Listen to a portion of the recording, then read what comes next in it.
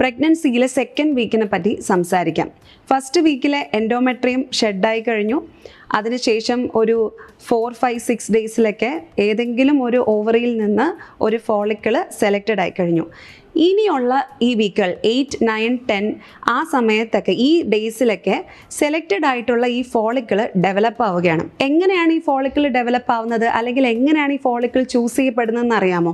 തലച്ചോറാണ് നമ്മുടെ ഓവറിയിൽ നിന്ന് ഏതെങ്കിലും ഒരു നല്ല ഫോളിക്കിളിനെ ചൂസ് ചെയ്യുന്നത്.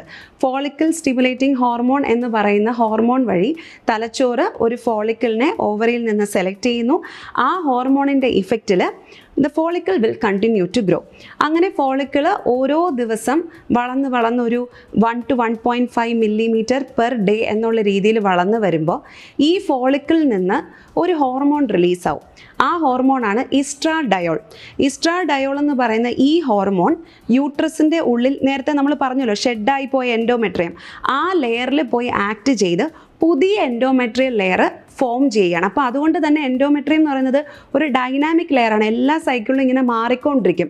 അപ്പോൾ അതിൻ്റെ സ്റ്റിമുലസ് കിട്ടുന്നത് എവിടെ നിന്നാണ്?